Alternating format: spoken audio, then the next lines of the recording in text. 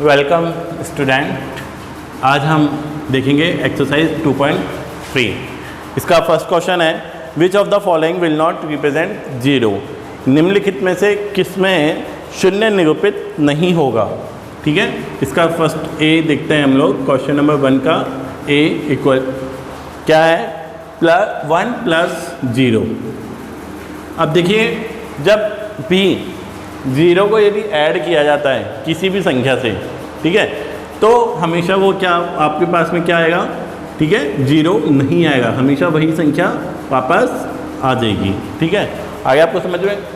तो यहाँ पे क्वेश्चन भी यही कह रहा है कि which of the following will not represent zero. इनमें से ऐसा कौन सा जो चार हमारे पास में जो हमें एक्टिविटी दी है सॉल्व करने के लिए, इन चारों में से कौन सी ऐसी एक्टिविटी है जो जीरो को रिप्रेजेंट नहीं करती है। ठीक है, तो यहाँ पे हमने सबसे पहले ए में देखा, ए के अंदर बता रखा है 1 + 0।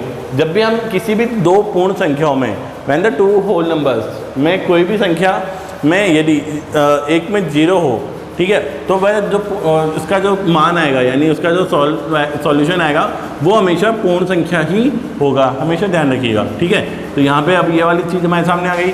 इसी प्रकार से अब हम देखते हैं इसका बी में है 0 × 0। अब 0 × 0 कहने पे क्या आएगा, 0, यानी यहाँ पे जो है हमें जो क्वेश्चन है उसके according will not represent zero. कौन से वाला रिप्रेजेंट नहीं, जीरो को रिप्रेजेंट नहीं कर रहा है अभी तक, तो केवल यह ए था। ठीक है, इसके बाद हम देखते हैं सी 0/2। ठीक है, 0/2। अब 0/2 को आप देखिए सॉल्व कीजिए, यानी 2 को 0 से करेंगे तो फिर क्या आएगा, वही 0 समथिंग आएगा। ठीक है, तो ये भी रिप्रेजेंट नहीं करता है। और फिर इसके बाद है डी है 10 - 10/2। तो 10 - 10 को जब हम लेस करेंगे 10 - 10/0 और /2, तो वापस हमारे सामने क्या आ गया, ये सी वाला ही ऑप्शन आ गया। तो ये भी क्या बात हमारे सामने आ गई, इसका भी आंसर क्या आया, 0। तो क्या इसका फिर आंसर क्या हो जाएगा, ठीक है, इसका आंसर अब क्या हो जाएगा, ओनली ए नॉट रिप्रेजेंट 0। ठीक है, आ गया सबको समझ में। तो यहाँ हम लोग लिख देंगे that's why only A not represent 0। बाकी आपके सामने ये सारे के सारे 0 को रिप्रेजेंट कर रहे हैं। ठीक है, अब हम देखते हैं क्वेश्चन नंबर 2। क्वेश्चन नंबर 2 देखिए अब क्या कह रहा है, ध्यान से सुनिएगा।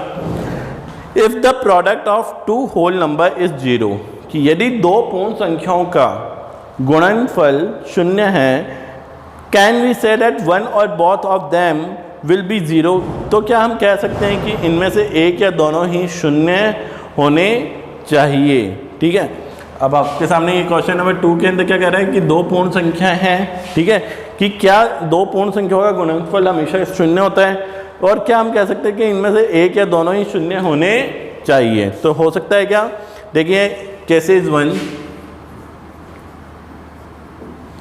ठीक है, अब केसेस 1 में देखिए क्या बोल रहा है कि दो पूर्ण संख्या हमने ली, मान लीजिए एक तो हमने लिया 0 और एक लिया 1।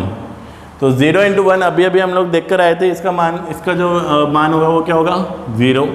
ठीक है, फिर हमने दूसरा जो लिया एक एग्जांपल 5 × 0, तो इसका भी मान क्या आएगा, 0।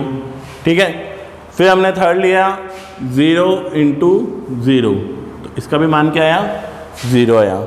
ठीक है, तो इस प्रकार यदि दो पूर्ण संख्या है, अब ये भी पूर्ण संख्या है, ये भी पूर्ण संख्या और ये भी पूर्ण संख्या है, का गुणनफल 0 है, इनका गुणनफल क्या आया, 0 आया, तो क्या हम कह सकते हैं कि इनमें से एक या दोनों ही 0 होने चाहिए। तो इसलिए हम लोग क्या कह सकते हैं कि नो वी कांट से, इसलिए हम नहीं कह सकते कि किसी भी संख्या का पूर्ण जो मान है वो कि 0 ही आएगा। ठीक है,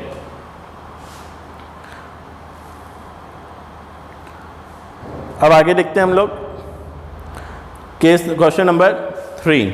अब क्वेश्चन नंबर 3 क्या कह रहा है, क्या कि यदि दो पूर्ण संख्याओं का गुणनफल 1 है, तो क्या हम कह सकते हैं कि इनमें से एक या दोनों ही 1 के बराबर होनी चाहिए। If the product of two whole number is 1, कि दो होल नंबर हैं, उनका जो प्रोडक्ट है उसका प्रोडक्ट कितना आ रहा है 1, ठीक है।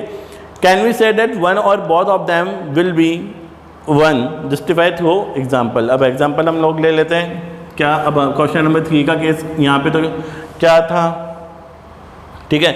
अब दो प्रोडक्ट हैं, मान लीजिए दो होल नंबर हैं, इनका जो प्रोडक्ट होगा, इनका जो प्रोडक्ट हमारे सामने आएगा, ठीक है, वो क्या होना चाहिए 1। तो यहाँ पे 1 आया क्या।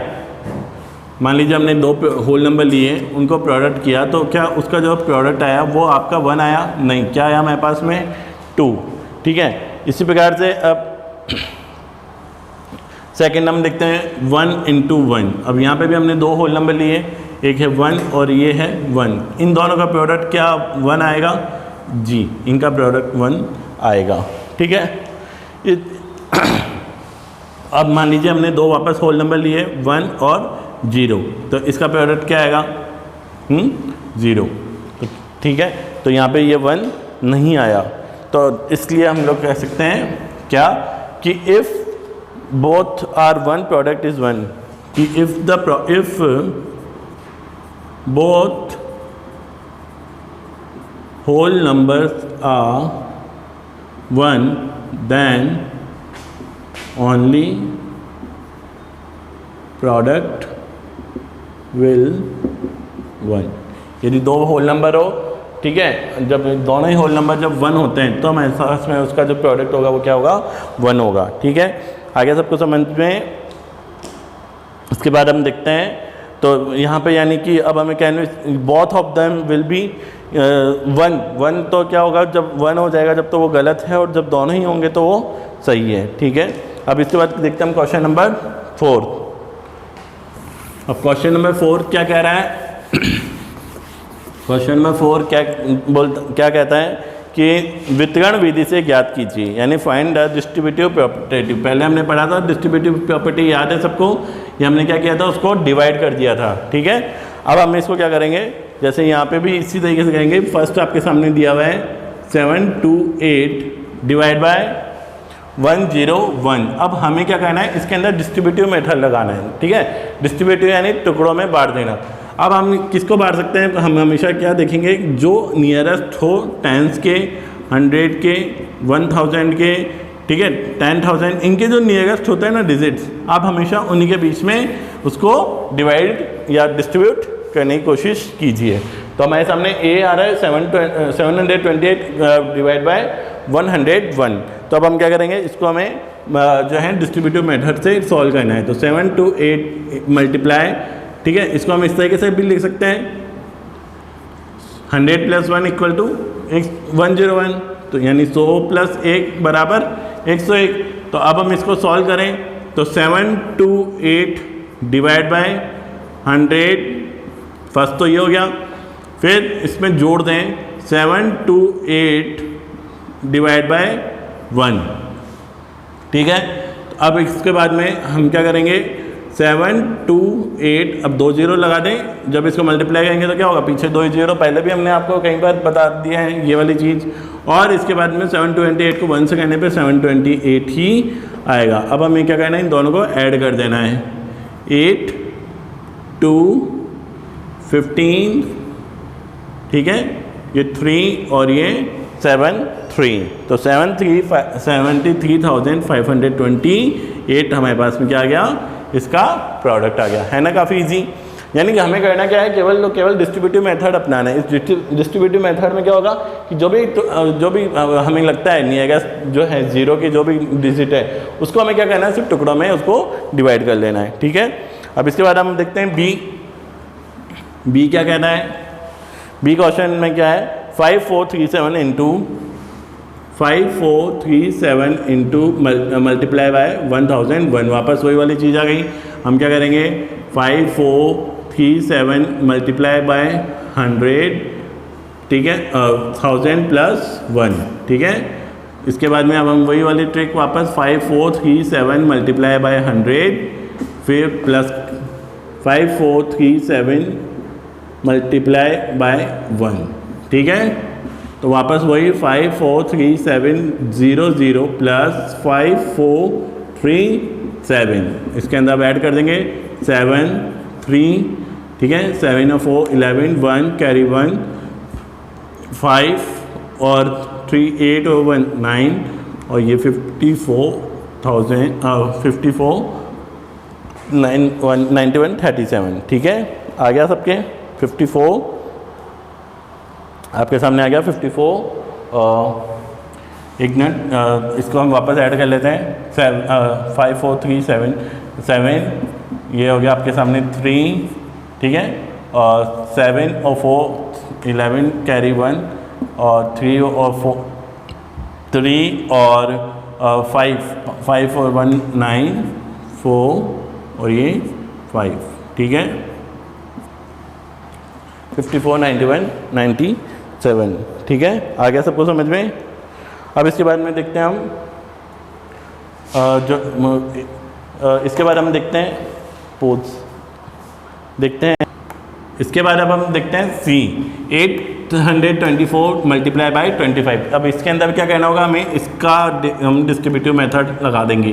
तो 824 मल्टीप्लाई बाय 20 प्लस 5, ठीक है। नियरेस्ट हमने कहा था कुछ आसपास में आपको जो है टेंस या वंस के अकॉर्डिंग देखना है, ठीक है। तो यहाँ पे वंस के अकॉर्डिंग टेंस के अकॉर्डिंग हमने देखा तो ये 20 प्लस 5 लिख दिया।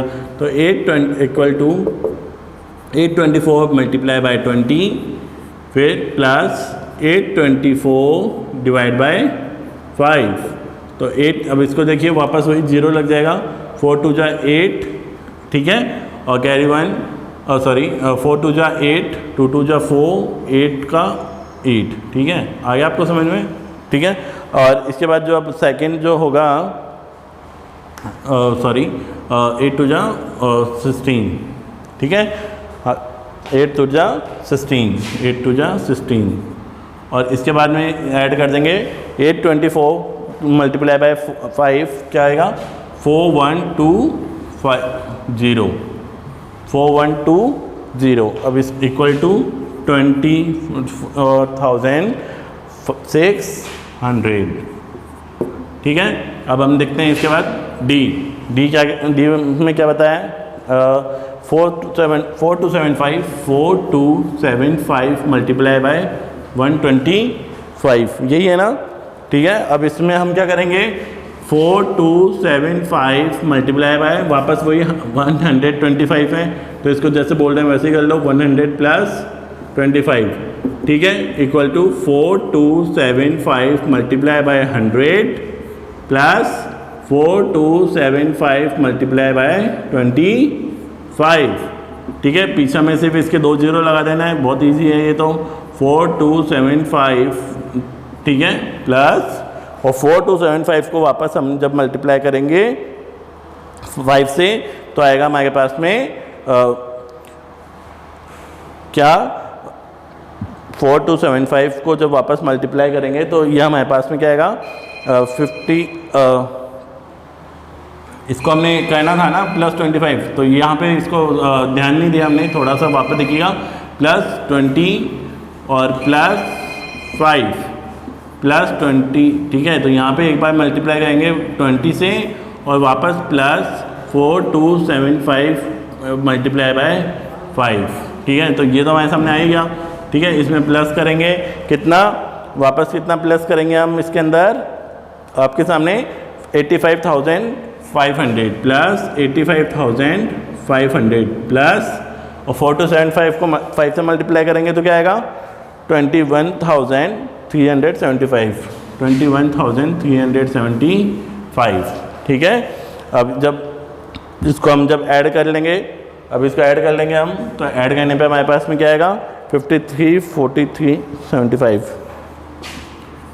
53 43 और ये 75, ठीक है। ये हमारे पास में आंसर, यानी कुल मिला के ये पैटर्न तो आप ध्यान नहीं रखिए, इसको डिवाइड करने का ध्यान रखिए आप। ये कौन सा मेथड है, डिस्ट्रीब्यूटिव मेथड, ठीक है, डिस्ट्रीब्यूटिव प्रॉपर्टी कहलाती है। इसके बाद अब जो एक है वो आप अपने घर पे खुद सॉल्व कीजिएगा, जो है 500 इंटू 504 मल्टीप्लाई बाय 35। इसमें अब क्या कहना है 500 जो है उसको आप कर लेना है। इसको क्या करोगे आप 504 है ना, तो इसको आप क्या करेंगे ई के अंदर 500 +4 और बाकी फिर वापस वही जो भी 35 है उससे आप इनको पहले 500 को मल्टीप्लाई करेंगे और प्लस 35 को मल्टीप्लाई करेंगे 4 से, ठीक है। अब इसके बाद एक हम लास्ट क्वेश्चन देखते हैं, क्वेश्चन नंबर 5। इसके अंदर अब थोड़ा सा ध्यान दीजिएगा, हमें एक पैटर्न है, उस पैटर्न को फॉलो करते हुए हमें बताना है कि नेक्स्ट के 2 पैटर्न क्या होंगे। अब ये तो बहुत इजी है, हमें सबसे पहले तो पैटर्न देखना है कि वो पैटर्न क्या बन रहा है। सबसे पहले उसने पैटर्न जो है वो क्या बन रहा है हमारे सामने, 1 × 8, क्वेश्चन नंबर 5, 1 × 8 +1 = 9, ठीक है। फिर 1 2 मल्टीप्लाई बाय 8 + 2 इसी तरीके से है ना। तो यहाँ पे = 98, 1 2 3 मल्टीप्लाई बाय 8 + 3 = 987, ठीक है। फिर इसके बाद 1 2 3 4 मल्टीप्लाई बाय 8 + 4 = 9876। फिर 1 2 3 4 5 मल्टीप्लाई बाय 8 + 5 = 98765। ये आपके सामने बुक के अंदर आपके सामने क्वेश्चन दिया हुआ है और हमें बुक क्या कह रहा है, वो स्टडी द पैटर्न। इसको आप पढ़िए और अब इसके अंदर आप क्या देख रहे हैं वो इसके बाद आपके इसके 2 नेक्स्ट स्टेप बनाने हैं, बहुत ईजी है। देखिए यहाँ पे हम 2 बातें नोट कर रहे हैं, वो क्या कर रहे हैं, यहाँ पे एक तरह से क्या चल रही है, काउंटिंग चल रही है, ठीक है। यह पैटर्न सेम है, इसमें कोई चेंजेस नहीं है। और इसके बाद में यहाँ जो हम देख रहे हैं वो क्या हो रहा है, हमेशा यहाँ पे काउंटिंग क्या हो रही है, वो बढ़ती हुई जा रही है, ठीक है। यहाँ पे 1 आया, यहाँ 1 2 हो गया, यहाँ 1 2 3, यहाँ 1 2 3 4, यहाँ 1 2 3 4 5। अब हमें बताएं इसका नेक्स्ट पैटर्न क्या होगा, तो बहुत इजी है, यहाँ 5 तक आ गया तो अब हम देंगे 1 2 3 4 5 6 मल्टीप्लाई, ये सेम है ये सेम, प्लस यहाँ भी काउंटिंग हो रही है तो यहाँ 5 के बाद 6 आता है, तो अब इसका आंसर क्या होगा, 9 8 7 6 5 4, ठीक है। ये हमारा पहला पैटर्न। अब आगे का पैटर्न 1 2 3 4 5 6 7 मल्टीप्लाई बाय 8 + 5 6 और इसके बाद 7 9 8 7 6 5 4 3, ठीक है। इस तरीके से नेक्स्ट पैटर्न हो गया। आगे सबको समझ में, यानी हमें क्या करना है, बस इस तरीके से इस पैटर्न को फॉलो करते हुए आगे के 2 पैटर्न बनाने थे, ठीक है। आप अपने घर पे ही रहिएगा, स्वस्थ रहिए, थैंक यू।